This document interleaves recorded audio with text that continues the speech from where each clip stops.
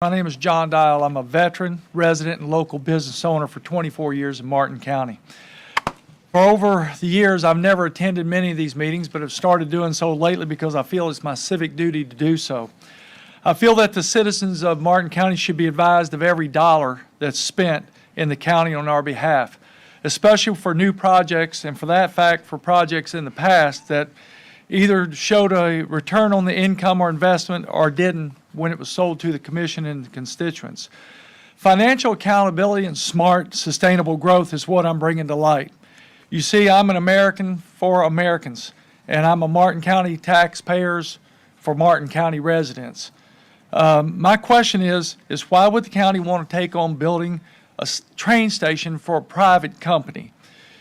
If that's the case, I would like for you guys to pay for my marina slips down here and the hotels and the restaurants advertising. And that sounds crazy, right? But so does spending $60 million for a train station that will ultimately fall on taxpayers yet again. Brightline has lost $420 million so far. Just the first quarter of this year, $116 million, $192 million in 2023, and another $201 million in 2022. Let me put this into perspective for you.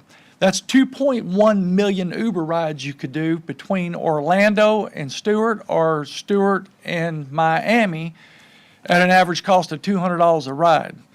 And I got that off of Uber's site last night. This is just what the cost in financial loss is up to date on Brightline. There'll be more in the future. Again, I'm not anti-Brightline. I'm just anti-Martin County paying for it. Fort Pierce is a much better location, from what I understand, with a tie-in with IRSC, Director Shipyard, federal offices, not to mention Fort Pierce has got a commercial airline airport there now. If we're truly talking about serving the good of society, it's a better choice and costs Martin County taxpayers nothing. We will not have that element that every train station in the entire world descends to, and those are all paid by taxpayer dollars. Everyone talks about grants, paying for that. Well, grants are just tax dollars disguised without spending or oversight or plan. I compete against grant-funded businesses all the time, and I can't compete against them because they're in a losing money proposition. I hope you consider this without presenting all the facts and the cost to us first. Just give us the cost and let us know up front what it is and let us decide. Thank you. As a retired marketing executive, one of the earliest documents I read from the All Aboard Florida Fortress Investment Group was their ridership and revenue study of 2013. And I quote from it: "In the Southeast Florida market, a decrease of 10% in run time, 7 minutes, would result in a 5% increase in ridership. Should the running time need to be increased, a similar magnitude of decrease in ridership could be expected." Bottom line, Brightline management does not want to slow down or stop any more than necessary. And when they do, they want to do it in a location that already requires them to slow down. If they must have a stop on the Treasure Coast, it would be best if it's in a place where they have to slow down anyway. There are only 2 locations north of Palm Beach that necessitate a slowdown: Stewart's tight town center at Confusion Corner, heading to the single-track St. Lucie River Bridge at this point, and at Cocoa, where they have to slow down to make a turn west to Orlando. Based on Brightline's terrible ridership numbers and hemorrhaging operating cash, as we heard earlier, they would rather not stop at all on the Treasure Coast. That's also why they do not want to pay a cent for a station here. So you understand their position completely. The sad fact must be understood: this is neither a high-speed, European-style slick railway nor a local commuter. It was a hybrid with cheaper regulations and an excuse to use taxpayer money to double freight capacity, period. Has anyone done a marketing study on the potential for business increases with 2 or 4 stops one direction a day? There will be no benefit to residents for commuting south to jobs. And businesses should not expect hundreds of passengers to get off at Stewart and spend money.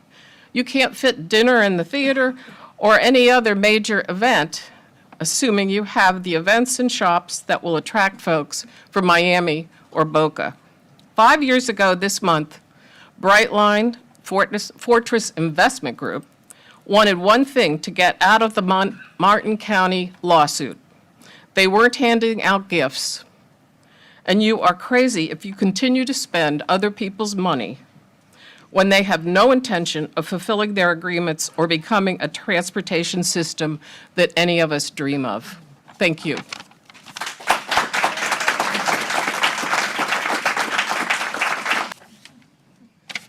Good. Good morning, everyone. So up until last meeting, I always try to keep an open mind with Brightline, and I spoke about our government here spending money in a smart way. But after coming up and speaking, and then everybody was speaking, the commission voted to continue to explore negotiations with Brightline and open up a second station. So up until that point, Brightline was looked at as a silver bullet to save Stewart for some reason. And I don't understand how opening up the second location for a train station outside of the downtown Stewart area helps out Stewart. It just didn't make any sense. It doesn't make any sense. The other thing that doesn't make sense is the negotiation process with Brightline. You have to make a deal with them, then apply for a grant, and everybody's in some fantasy land like this grant is given. This commission and the supporters of Brightline behind me are all about damn the torpedoes, full speed ahead, and there's all kinds of torpedoes in the water.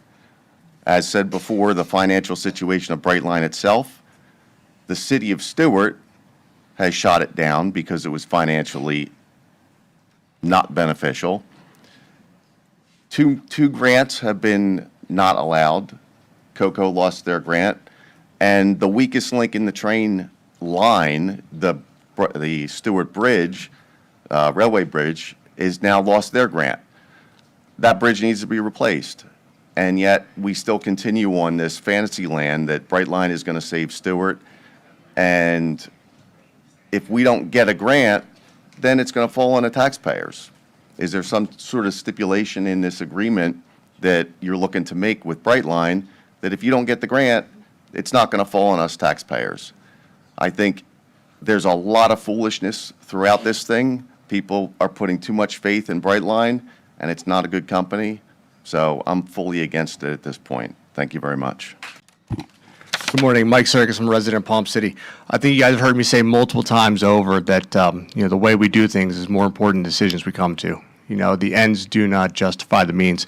And in this case, taking a look at Brightline, no matter how much we may be in support or against Brightline, doing something shady in the process to make it happen is still doing something shady in the process to make it happen. In this particular case, I'm going to highlight how we're circumventing state law, Chapter 125, verse 66. We did not notice this 10 days in advance as is required by the state. Any ordinance or resolution with a binding effect has to be noticed 10 days in advance. This is backed up by the Attorney General's office that goes so far as to say that any issue that is reasonably considered controversial should be noticed 10 days in advance. I would go out on a limb and say the volume of push notifications we've gotten on our phones and the fact that there's a room full of people, including cameras, would probably suggest this is somewhat controversial. Moreover, Martin County Code, Chapter 71 in Tax and Finance, gives you a very specific limit of how much money you are allowed to borrow to make government action happen. And this $15 million is far in excess of that, so you're not even in compliance with that. If we were to get out of the actual ordinances and get out of the actual state statutes itself, get into policy and procedure, you'll see that RFPs require a minimum of 2 respondents. You might recall back when we had the golf course issue, we had 1 respondent. We ended up holding the bag on the golf course because we had only 1 qualified respondent. Again, 1 qualified respondent looking at holding the bag. But it came to mind, today's the 12th. So exactly 11 months ago today is when you guys had your first discussion on the RFP. So I pulled a couple quotes from that meeting.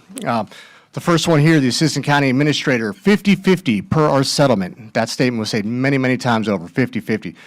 Per our settlement agreement will be split between the county and Brightline. This was reaffirmed by the county attorney as well, per our settlement 50/50 agreements, as well as the grant money. The grants will be split 50/50, ensuring that if we're going to put 50/50 costs into it, that we should get 50/50 benefit on the grants themselves. Apparently, that's dissipated in the last 11 months. We also have no follow-up about the Raise and Chrissy grants that we were told were already in process 11 months ago. So I'd love to know where that's coming from or what's up with that.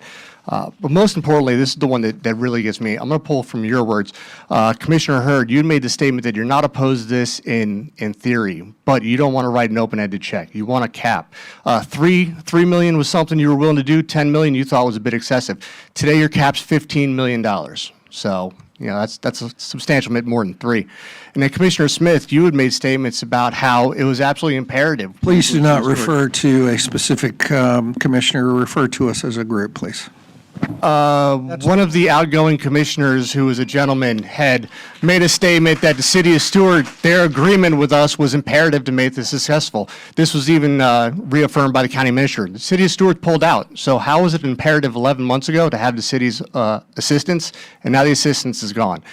There's no reason for us to take on this Your risk. time is up. Thank you.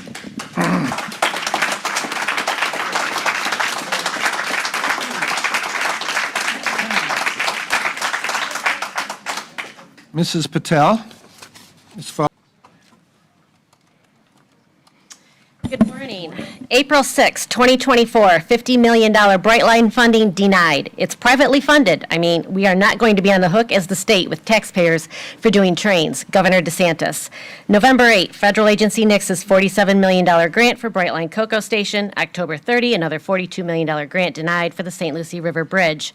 Until today's vote to amend the settlement agreement, taxpayers and Brightline were split the station costs 50/50. But now you intend to have us, the taxpayers, foot the entire bill. Why?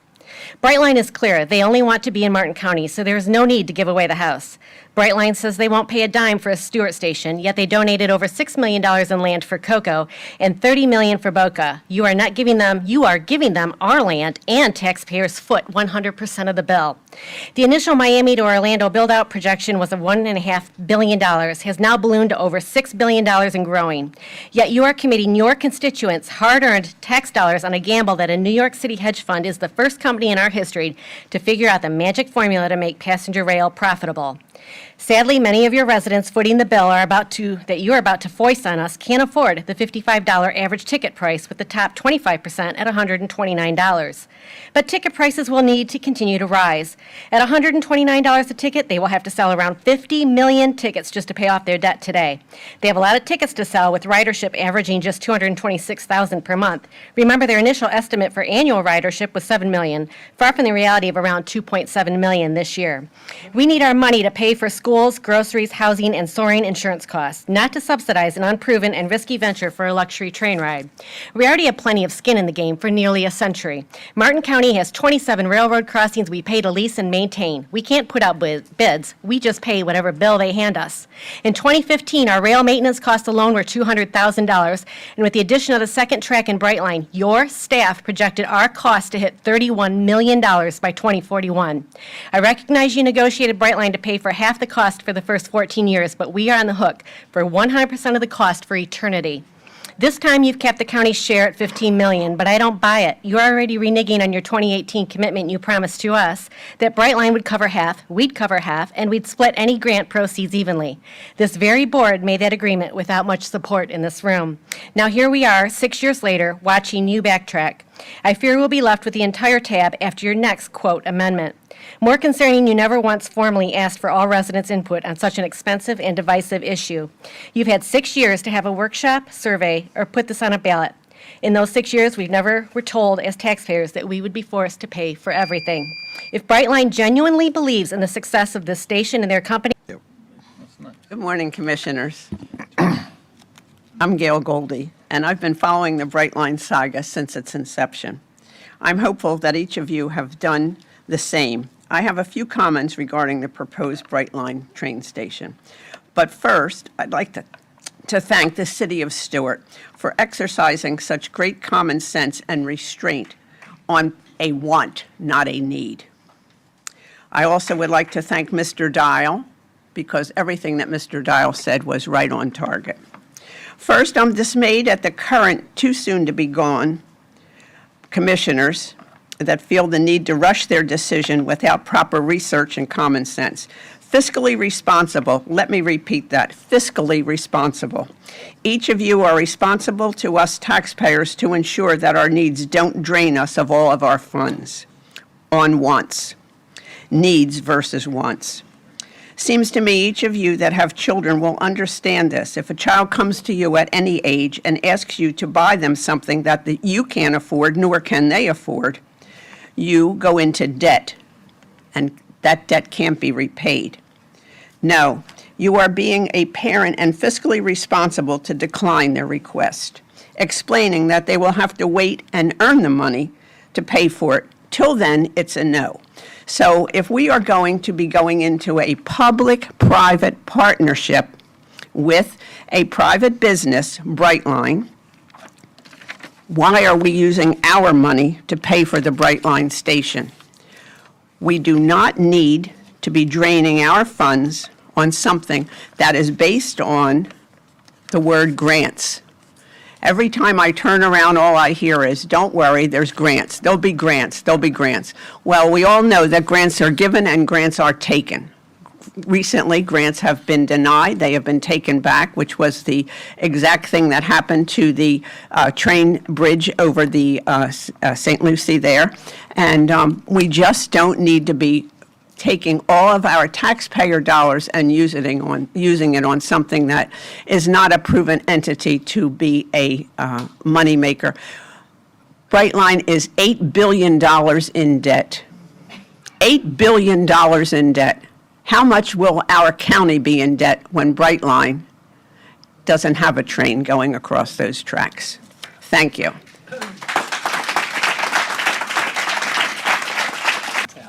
Tally. Thank you. You did pronounce it correctly. Good morning, Commissioners.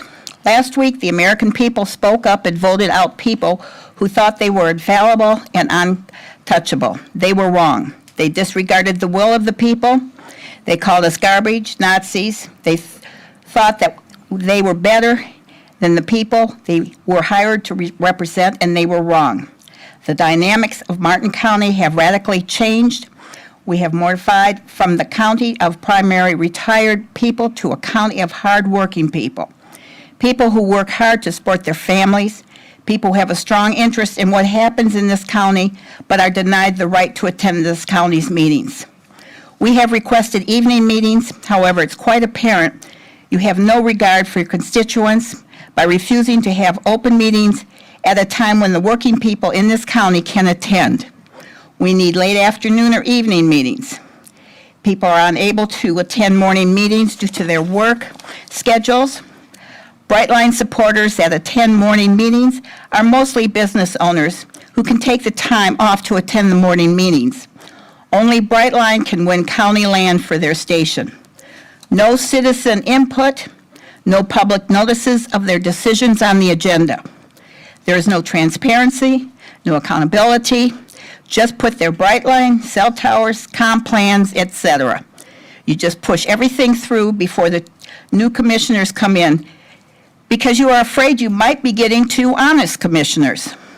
Something just doesn't resonate honesty with this present board. Thank you. Thank you for the opportunity to speak, as I cannot stay for the meeting. But have I got a business proposal for you? Like Brightline, the issue is not my business, it's how you're going to pay for it. So picture Brightline with as many flaws in the plan. I would like to rent 4 parcels for $1 a year each for 40 years guaranteed with a 40-year option to extend it. But don't offer that to any other businesses, and especially not any local businesses. I need these parcels to be in prime locations, nothing on the outside of the county. I want prime real estate on a street that's currently rated D by the Florida Department of Transportation. I want you to pay for my build-out, the whole thing, and I am not going to contribute a penny. I won't give you an anticipated budget for my build, but that's okay. Just promise me a blank check anywhere between $45 and $60 million. Hell, we'll adjust it to half of that like you're suggesting today. So from $60 million to $30 million, what do I care? It's not my company's money, it's taxpayers' money. FYI, my company has been losing money every year, but don't pay attention to that either. I will also not provide any economic feasibility studies to show you any valid reason to do this for me. Just trust me when I say it is the best idea ever. And I know if I had honored our previous court-assigned agreement, I would pay for half, but I'm reneging on what was promised.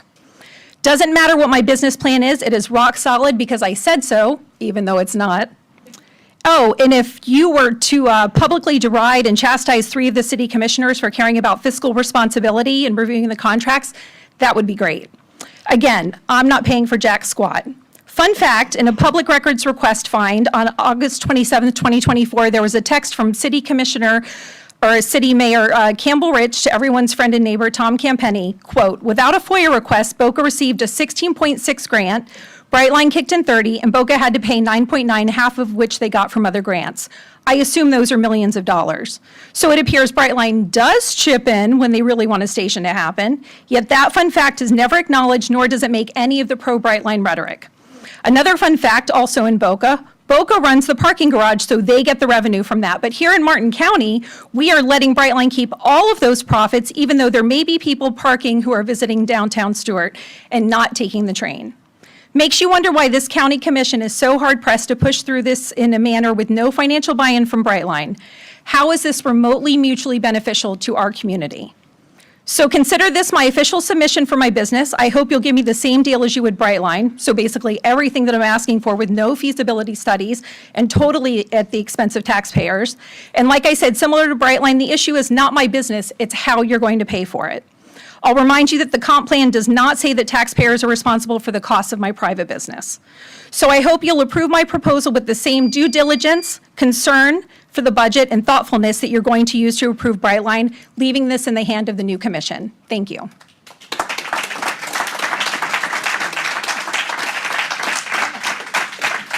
Sam Hay is followed by Walter Lloyd. Good morning, I'm Sam Hay, I live in Port Salerno.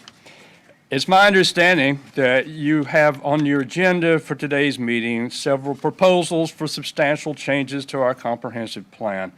I urge you once again not to make major changes to further emasculate the comp plan. It is abundantly clear that an overwhelming majority of Martin County residents want to live in a location unspoiled by nerve-wracking traffic, increased levels of crime, and rampant development.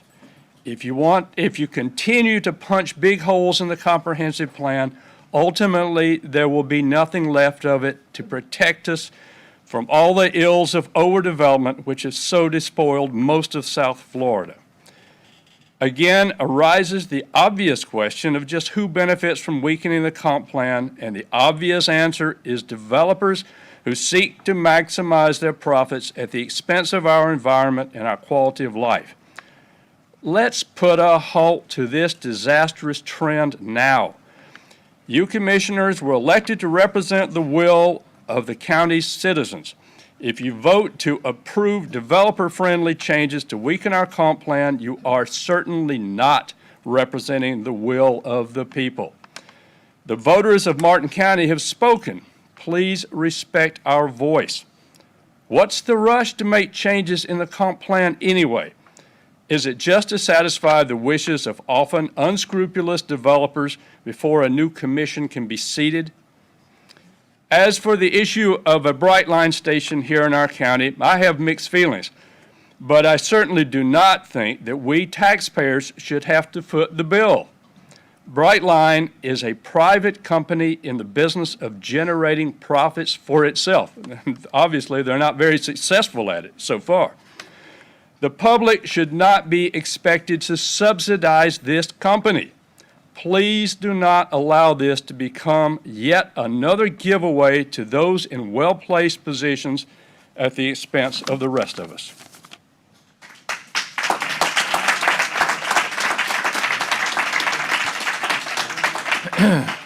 Walter Lloyd is followed by Sherry Lee.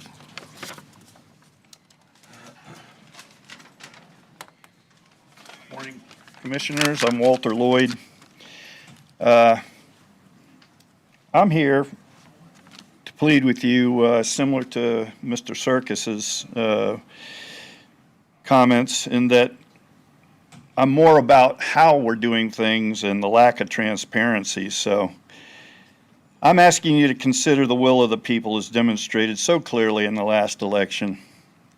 This push to ram through important and controversial issues like comprehensive plan amendments and Brightline are more of the same actions that drove those election results.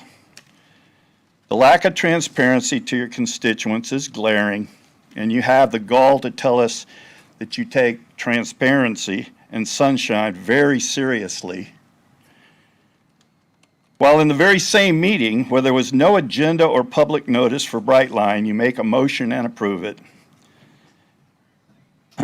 Interestingly also, that same day, the room was filled with yellow shirts, so somehow they got the notice, but the rest of us didn't. I'd also like to call out WPTV as I watched them make announcements for this Brightline issue. I would implore them to be a little more objective in their questionable reporting and journalism. It's clear that the taxpayers of Martin County want a say in this and a fair deal, but if you watch the biased reporting from that channel, you wouldn't know it. Responsible journalism is one of the major tenets in our democracy, and if we can't get that from our local media outlets, then we have leaders and media working together against the will of the people. I'm asking that you put off any motion or vote on Brightline until the new commission can bring new perspective with public representation. Thank you.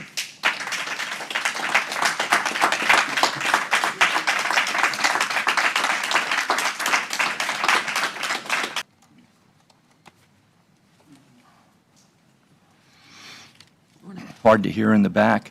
Hi, my name is Jim Fithian. I live in Palm City, and I'm a concerned resident about the Brightline. First, I wish that all decisions at this point regarding Brightline were made after the two new commissioners were put into place. I think that's really important to hear what they have to say as well. I just wrote down 6 or 7 things. I don't think any of them at this point are original to what's been said today. But one of the things I did investigate, I was involved in risk analysis in my career. And when I look at this organization that we're going to be partnering with, I was flabbergasted. This organization is in financial difficulties, whether you like it or not. They are. They're billions of dollars in debt, and guess what they're paying in interest on their debt? Between 7 and 12%. Who would do that? I mean, it's crazy. This is not something that looks very favorable as far as the future goes, and I hope you give that consideration. And I know you will. I really do believe that this commission works really hard to do what's right for our citizens. And I really hope that you'll consider that, again, when you look at this Brightline situation. My wife and I live in Palm City, like I mentioned, and we drive to Orlando. It takes 2 hours to Disney, door to door. From our door to Disney is 2 hours.